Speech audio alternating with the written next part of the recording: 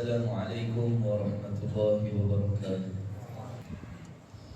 Alhamdulillahil qail syahr Ramadan alladhi unzila fihi al-Quran hudan lin-nasi wa bayyinatin minal huda wal furqan. Ashhadu an la ilaha illallah wahdahu la syarika lah wa ashhadu anna Muhammadan abduhu wa rasuluh. Allahumma salli wa sallim ala Sayyidina Muhammad wa ala alihi wa sahbihi ajma'in. Amma ba'd, fa ya ayuhal muslimun ittaqullah, usikum wa iyaya bitaqwallah, faqad fazal muttaqun. Qala Allah ta'ala, ya ayyuhalladhina amanu ittaqullaha haqqa tuqatih wa la tamutunna illa wa antum muslimun. Muslimin yang dirahmati Allah sekalian, saya menyeru agar kita bersama-sama meningkatkan ketakwaan kita kepada Allah Subhanahu wa taala dengan melaksanakan segala perintah dan meninggalkan segala perkara yang dilarangnya. Semoga kita semua diberi kebahagiaan dan kejayaan di dunia dan di akhirat. Pada hari yang mulia ini, khatib akan membicarakan khutbah yang bertajuk Al-Quran, Mukjizat Sepanjang Zaman. Hadirin Jumaat yang dirahmati Allah, kita kini berada dalam bulan Ramadan, bulan yang secara fitrahnya mendekatkan hati-hati orang beriman dengan Al-Quran. Mengapa suasana ini begitu terasa? Kerana sesungguhnya Al-Quran dan Ramadan adalah dua anugerah yang tidak dapat dipisahkan. Pada bulan inilah Al-Quran diturunkan, bermula pada malam yang penuh keberkatan dari Luh Al-Mahfuz ke Baitul Izzah di langit dunia. Seterusnya diturunkan kepada Rasulullah sallallahu alaihi wasallam. Baginda menerima wahyu tersebut secara beransur-ansur selama 23 tahun sesuai dengan keperluan, peristiwa dan hikmah yang mengajar umat. Firman Allah Subhanahu wa taala dalam surah Ad-Dukhan ayat 3, Inna anzalnahu fi lailatin mubarakah Inna kunna munzirin. Sesungguhnya kami menurunkan Al-Quran pada malam yang berkat. Sesungguhnya kami sentiasa memberi peringatan dan amaran. Daripada ayat ini jelas bahawa malam yang diberkati itu menjadi titik permulaan turunnya wahyu yang mengejutkan manusia daripada kelalaian. Seolah-olah Allah mengajar kita bahawa keberkatan yang sebenar bukan semata-mata pada suasana malam tersebut, tetapi pada mesej yang dibawa oleh Al-Quran itu sendiri, iaitu memberi kesedaran kepada manusia. Hadirin Jumaat yang dimuliakan, tujuan utama Al-Quran diturunkan adalah untuk dihayati sebagai petunjuk dan panduan hidup. Dengannya kita mampu membezakan antara perkara yang benar dan batil, serta menjadi perlembagaan kehidupan buat kita menuju keredaan Allah Subhanahu wa taala. Justeru membaca Al-Quran bukan amalan biasa. Ia zikir yang paling utama dan ibadah yang besar, sumber pahalanya di sisi Allah Subhanahu wa taala. Hadis yang diriwayatkan daripada Abdullah bin Mas'ud radhiyallahu anhu bahawa Rasulullah sallallahu alaihi wasallam bersabda, Man qara'a harfan min kitabillah falahu bihi hasanatun wal hasanatu bi ashri amsalha. La aqulu alif lam mim harfun walakin alifun harfun wa lamun harfun wa mimun harfun. Sesiapa yang membaca satu huruf daripada kitab Allah, baginya satu kebaikan, dan kebaikan itu digandakan dengan 10 kebaikan sepertinya. Aku tidak berkata alif lam mim satu huruf, tetapi alif satu huruf, mim lam satu huruf, dan mim satu huruf. Hadis riwayat Tirmizi. Inilah keistimewaan Al-Quran, kalamullah, mukjizat yang hidup sepanjang zaman. Semakin dibaca, semakin dirasai kelazatannya. Semakin ditadabbur, semakin tersingkap hikmah dan pengajarannya.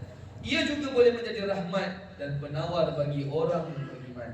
Para ulama antaranya Al-Imam An-Nawawi rahimahullah menjelaskan bahawa antara amalan yang sangat dituntut dalam bulan Ramadan ialah memperbanyakkan bacaan Al-Quran, lebih-lebih lagi pada 10 malam terakhir, khususnya malam-malam yang ganjil. Amalan beruntung jika tadarus Al-Quran dihidupkan sebagai budaya dalam rumah bersama ahli keluarga, di masjid maupun di surau bersama para jemaah. Melalui tadarus kita dapat saling memperbetulkan bacaan, di samping mengeratkan silaturahim dan ukhuwah sesama kita. Ingatlah, Al-Quran akan menjadi syafaat pada hari kiamat buat mereka yang selalu membacanya. Hadis daripada Abu Umamah Al-Bahili radhiyallahu anhu berkata bahawa Rasulullah sallallahu alaihi wasallam yang bermaksud, bacalah Al-Quran, sesungguhnya ia akan datang pada hari kiamat dengan memberi syafaat kepada para pembacanya. Hadis riwayat Muslim. Jadi janganlah kita terlalu leka dengan gadget dan media sosial sehingga terlupa untuk mengejar fadilat Ramadan yang terpampang di depan mata. Manfaatkanlah kemudahan teknologi yang ada ke arah kebaikan. Jadikan gadget yang berada di tangan kita sebagai wasilah untuk merebut kelebihan Ramadan, sama ada dengan membaca, mendengar dan mempelajari Al-Quran. Hari ini Al-Quran boleh diakses dengan mudah di mana sahaja dan pada bila-bila masa. Hadirin Jumaat yang berbahagia, andai hari ini berlaku rasuah, pengkhianatan amanah, kelalaian dalam ibadah, keruntuhan akhlak dan perpecahan dalam masyarakat, maka puncanya bukan kerana ketiadaan petunjuk, tetapi kerana manusia itu sendiri menjauhkan diri daripada Al-Quran. Sedangkan Allah Subhanahu wa taala telah menyatakan dalam surah Muhammad ayat 24 yang bermaksud, setelah diterangkan yang demikian, maka adakah mereka sengaja tidak berusaha memahami dan memikirkan isi Al-Quran, atau hati mereka sudah terkunci sehingga terhalang daripada menerima ajaran Al-Quran? Di sinilah kita melihat bahawa Al-Quran merupakan mukjizat dan kurniaan Allah Subhanahu wa taala yang perlu dijadikan pegangan dalam kehidupan kita. Ia bukan sekadar dibaca, tetapi perlu diterokai, direnungi dan diamalkan agar menjadi cahaya yang menuntun setiap langkah perbuatan kita. Oleh itu, manfaatkanlah bulan yang mulia ini dengan membaca Al-Quran, mentadaburnya dan mengamalkan setiap pengajaran yang terkandung di dalamnya. Tanamkan tekad dan keazaman kita untuk istiqamah mempelajari, membaca dan memahami ayat-ayat Allah Subhanahu wa taala. Usaha ini insya-Allah akan membentuk refleksi akhlak Al-Quran dalam perbuatan, percakapan, sifat dan amalan seharian kita. Seterusnya akan melahirkan umat Islam yang cemerlang dan benar-benar hidup dengan cahaya petunjuk Al-Quran. Saudaraku, sidang muslimin yang dirahmati Allah sekalian, mengakhiri khutbah kita pada hari ini, mari kita bersama mengambil pelajaran yang boleh dijadikan pedoman dalam kehidupan seharian kita. Pertama, umat Islam hendaklah yakin bahawa Al-Quran adalah mukjizat Allah Subhanahu wa taala. Membacanya mendatangkan pahala, mentadaburnya menambahkan ilmu dan kefahamannya serta mendekatkan diri kepada Allah Subhanahu wa taala. Kedua, umat Islam hendaklah mengamalkan pengajaran Al-Quran dalam setiap aspek kehidupan, sama ada dalam ibadah, akhlak, tanggungjawab sosial dan interaksi sesama manusia, supaya setiap perbuatan, percakapan dan sikap kita mencerminkan nilai-nilai yang terkandung di dalam Al-Quran. Ketiga, umat Islam hendaklah istiqamah membaca dan memahami ayat-ayat Al-Quran setiap hari, lebih-lebih lagi di bulan Ramadan, kerana setiap bacaan dan usaha kita memahami Al-Quran membawa ganjaran yang besar di sisi Allah Subhanahu wa taala. A'udzu billahi minasyaitonir rajim. Innal ladzina yatluna kitaballahi wa aqamus salata wa anfaqu mimma razaqnahum وأنفقوا مما رزقناهم سرا وعلانية يرجون تجارة لن تبور.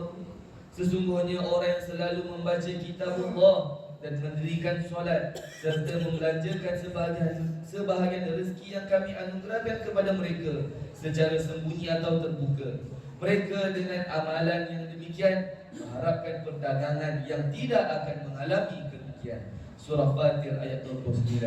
Barakallahu li wa lakum fil Qur'anil azim wa nafa'ani wa iyyakum bima fihi minal ayati wa dzikril hakim.